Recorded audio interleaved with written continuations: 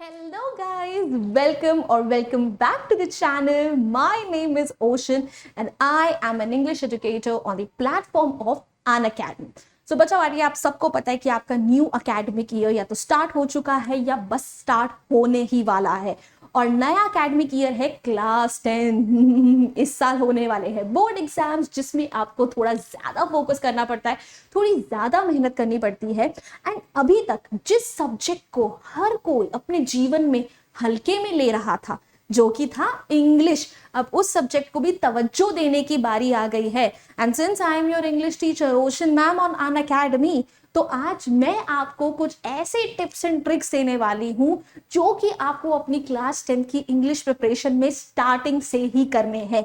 So if you are one of those students who want to score 90 plus in English, अगर आपका भी ये गोल है कि मैं इंग्लिश में 95 लेकर आऊंगा, तो आपको ओशन मैम के साथ हर रोज अच्छे से पढ़ाई करनी है और ओशन मैम की आज की दी हुई टिप्स को बहुत ही रिलीजियसली फॉलो करना है। सो भाई what are we even waiting for? जल्दी से वीडियो को लाइक कर दीजिए, चैनल को सब्सक्राइब कर दीजिए and let us begin with our today's class.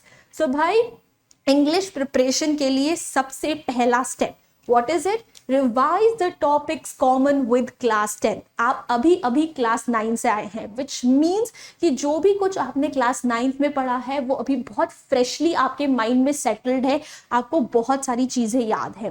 And class 9 के ऐसे बहुत सारे टॉपिक्स हैं जो कि क्लास 10 के साथ कंप्लीटली कॉमन है। For example your grammar portion, आपका जो 10 मार्क्स का ग्रामर पोर्शन आता है क्लास 10 में, उसमें वही सेम टॉपिक्स रिपीट होने वाले हैं जो आपने क्लास 9 में पढ़े थे, बल्कि the question type and the number of questions is also going to remain exactly the same. So this is your time period जहां पे आप अपने उन टॉपिक्स को दोबारा से अच्छे से रिवाइज कर लो। यू मेक श्योर कि आपके कॉन्सेप्ट्स उनमें स्ट्रॉन्ग हो ताकि आपको बाद में प्रॉब्लम ना हो। In a similar manner literary devices is also something जिसको आप अच्छे से रिवाइज कर सकते हो। I am very soon going to bring a dedicated video on literary devices as well, ताकि हम लोग अपना फुल फ्लेजेड सिलेबस स्टार्ट करने से पहले उसको अच्छे से रिवाइज कर ले, क्योंकि बहुत सारे बच्चे होते हैं जिनको लिटरेरी डिवाइसेस में इश्यूज रहते हैं। In a similar way reading comprehension is also something which is common with class 9। Class 9 में भी आपने अनसीन पैसेजेस करे थे, क्लास 10th में भी उसी तरीके से अनसीन पैसेजेस आते हैं, एक डिस्कर्सिव एक फैक्चुअल, दोनों का वेटेज ही 10 मार्क्स ईच रहता है। तो it is a golden period for you. जाओ सारे के सारे PYQ सैम्पल पेपर्स इन सब से अच्छे से अभी प्रैक्टिस कर लो, because what it's going to do is कि आपका आने वाले टाइम में बर्डन रिड्यूस कर देगा, क्योंकि अभी आपके ऊपर इतना बड़ा प्रेशर नहीं है। अगर आप इन कॉमन टॉपिक्स को अभी के अभी निपटा देते हो तो बाद में आपको इन टॉपिक्स के ऊपर मेहनत ही नहीं करनी पड़ेगी। ये पोर्शन जो है आपको ऑलरेडी कंप्लीटेड होगा और अभी जितनी चीजों का नाम मैंने लिया ना, अगर आप इनको पढ़ लेते हो तो आप अपने 25 मार्क्स ऐसे ही कर चुके हो, which means it will basically count for like what, I think 30 और 40% of your syllabus. It's a big deal, it's a very very big deal I must say. तो अगर आप अपना 30% के आसपास का सिलेबस अभी कंप्लीट कर सकते हो तो क्यों नहीं कर रहे हो यार?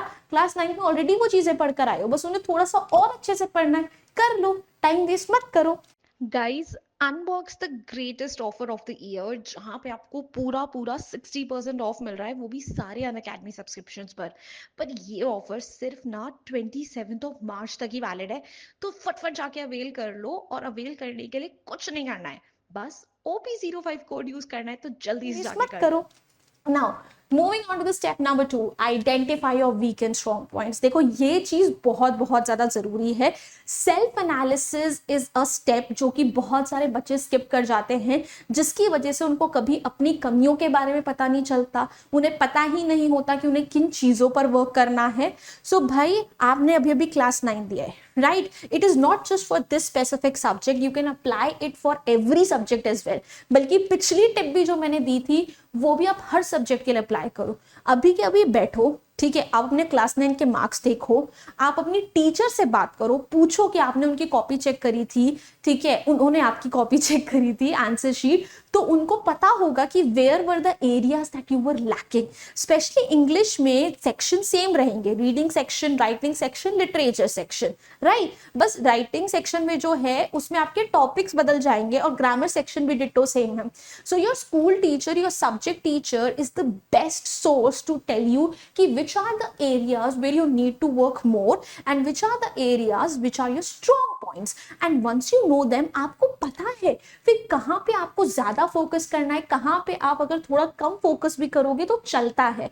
बिकॉज देखो class 10th is a standard, is a class जहां पे आप कोई चांस नहीं ले सकते, मतलब एक एक मार्क्स आपके लिए बहुत मैटर करता है। When I was in class 10, do you know मैं कितने मार्क्स से अपनी स्कूल की टॉपर बनी थी? Legit 1 marks. There was just a difference of 1 mark between me and the second topper. अगर मेरे 1 मार्क्स कम आ जाते तो भाई मैं सेकंड टॉपर बन जाती। तो एक एक मार्क्स बहुत ज्यादा मैटर करते हैं, तो प्लीज अच्छे से फोकस करना स्टार्ट कर दो भाई, आपको बहुत ज्यादा हेल्प मिलेगी बाद में, trust me on this. Moving on to the next one, make sure to study the subject on a regular basis. Like I said in the beginning itself, English is one of those subjects that a lot of students take lightly. बहुत सारे बच्चों को लगता है कि English ये तो बाएं हाथ का खेल है, पर अगर आप अपने सीनियर से पूछो तो वो लिटरली आपको यही एडवाइस करेंगे कि प्लीज इंग्लिश को बिल्कुल हल्के में मत लेना। English is the only subject present in your syllabus जिसके most of the sections के लिए आपके पास कोई prescribed book नहीं है। आपके लिटरेचर सेक्शन के लिए आपके पास बुक्स हैं, बट उसके अलावा रीडिंग सेक्शन कहाँ से आएगा, ग्रामर सेक्शन कहाँ से आएगा, आपका राइटिंग सेक्शन कहाँ से आएगा? You don't have any book for that. You have just been provided some random topics जिनके ऊपर आपके पास क्वेश्चंस पूछे जा सकते हैं, बट क्वेश्चंस कहाँ से उठ कर आ जाएं you don't know. This is a subject of practice. जितनी आप इसको प्रैक्टिस करोगे उतना ज्यादा आप इसमें बेटर होते जाओगे। एंड जो क्वेश्चंस हैं they are not very direct these days. Questions आपकी अंडरस्टैंडिंग पर बेस्ड है कि आपने कॉन्सेप्ट को कितने अच्छे से समझा और उसको आपको कितने अच्छे से एनालाइज कर पा रहे हो। You don't just have to read the summaries, learn the character sketches, back and exercises, questions and you are done for it. No, you need to understand कि अगर किसी कैरेक्टर ने ये बोला तो क्यों बोला, इस कैरेक्टर को हम इस कैरेक्टर से कैसे कंपेयर कर सकते हैं, अगर ये कैरेक्टर जो है एक डायरी एंट्री लिखेगा इस टॉपिक पर तो वो क्या करेगा। I am literally not kidding you, these are actually the kind of questions जो कि सीबीएसई अब पूछ रहा है। So you really need to take this subject seriously and week में 2 या 3 बार इस सब्जेक्ट को जरूर पढ़ना। अगर आपको अपना बर्डन थोड़ा सा कम करना है ना तो प्लीज जाओ और अभी के अभी मेरा बैच में एनरोल कर लो। मेरे जो लास्ट ईयर के पढ़े हुए बच्चे हैं, I gave my word to them कि अगर आप इंग्लिश मुझसे पढ़ते हो तो आपको किसी और रेफरेंस बुक की जरूरत नहीं है, आपको इसके लिए एक्स्ट्रा और पढ़ने की जरूरत नहीं है, बिकॉज जितने जहां से भी क्वेश्चंस आ सकते हैं मैं सब आपको प्रैक्टिस करा दूंगी। और वही हुआ, हमारे प्रैक्टिस किए हुए कितने क्वेश्चंस बच्चों के लिए आए, बच्चों ने आकर मुझे अपनी क्लास के बाद थैंक यू बोला। तो प्लीज भाई अभी से वो थोड़ा सा एक्स्ट्रा एफर्ट ले लोगे, इंग्लिश को रोज पढ़ोगे तो बाद में नहीं पछताओगे, वरना लास्ट में यही होगा कि बहुत सारा सिलेबस होगा और कवर करने के लिए टाइम बिल्कुल नहीं होगा। Moving ahead, attempt the questions on your own. Now, this is one tip that is really going to benefit you in the long run. A lot of students, they do not have this habit of writing their answers on their own. क्या होता है कि teacher आपको वो chapter पढ़ा देती है, बोलती है कि बैक एंड के क्वेश्चंस कर लो।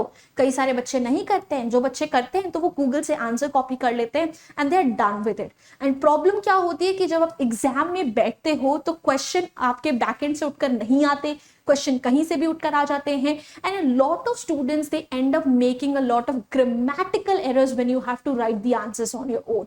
तो भाई ये गड़बड़ ना हो उसके लिए अभी से वो हैबिट डाल लो। आपको स्कूल में कोई भी चैप्टर क्यों ना पढ़ाया जाए, उसके क्वेश्चंस के आंसर्स खुद लिखो, गंदे अच्छे कोई बात नहीं। क्या होगा, ज्यादा से ज्यादा टीचर आपको बताएगी कि ये नहीं कर रहा है, वो नहीं करना है, but eventually you will become better. You will realise कि आपकी मिस्टेक्स कहाँ हैं और आपको उनको रिपीट नहीं करना है। अगर आप खुद से प्रैक्टिस करोगे तो लास्ट में आपको बिल्कुल मेहनत नहीं करनी पड़ेगी, आप सिर्फ अपने रिवाइज करोगे notes and you are done. वरना लास्ट में बच्चों का सबसे बड़ा क्वेश्चन ये आता है, मैम लॉन्ग आंसर्स कैसे लिखें, शॉर्ट आंसर्स कैसे लिखें, इस टाइप के क्वेश्चंस में कैसे स्टार्ट करना है, कैसे एंड करना है। अभी से प्रैक्टिस करोगे तो बाद में ये डाउट्स आएंगे ही नहीं, तो प्लीज कर लो, बहुत इंपॉर्टेंट है। Moving forward, make notes for all the chapters and topics when you which you are taught in class. ये बहुत बहुत बहुत ज्यादा जरूरी है, ठीक है। आपको कोई भी टॉपिक, कोई भी चैप्टर क्यों ना पढ़ाया जाए, and that's not just for English, for every other subject as well, please write notes, make your own personal notes. जब आप एग्जाम के लिए बैठते हो ना, प्री बोर्ड्स के लिए, आपके पास लिटरली पूरा सिलेबस होता है कवर करने के लिए, एंड आधा दिन होता है। आप आधे दिन के अंदर पूरी एनसीईआरटी दोबारा नहीं पढ़ सकते।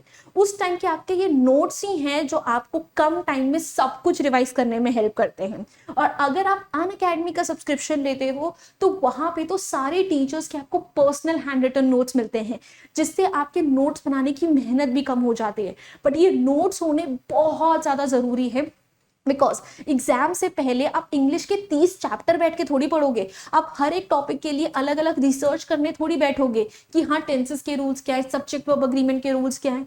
उस टाइम पे अगर आपके पास नोट्स होंगे तो आपको बस उन नोट्स को गो थ्रू करना है, आपको सब कुछ याद आ जाएगा, आप थोड़े से क्वेश्चंस प्रैक्टिस करोगे and your preparation is done. So notes बनाओ, डिफिकल्ट क्वेश्चंस मार्क करो, इंपॉर्टेंट क्वेश्चंस मार्क करो, अपनी बुक को हरा लाल पीला सब कर दो, तभी पता चलेगा कि आपने एक्चुअली पढ़ाई करी, और लास्ट में आपको बिल्कुल डर नहीं लगेगा, आपके पास सब कुछ रेडी होगा। सो ये टाइम सेविंग टेक्निक एग्जाम्स के लिए प्लीज इसको रिलीजियसली फॉलो करना। सो बच्चा party, that's it from my end. These were all the tips that I had, and I promise you अगर आप इन टिप्स को रिलीजियसली फॉलो करोगे तो आपके लिए इंग्लिश क्या हर सब्जेक्ट बहुत आसान हो जाएगा, बिकॉज सारी टिप्स सारे सब्जेक्ट्स पर अप्लाई होती है।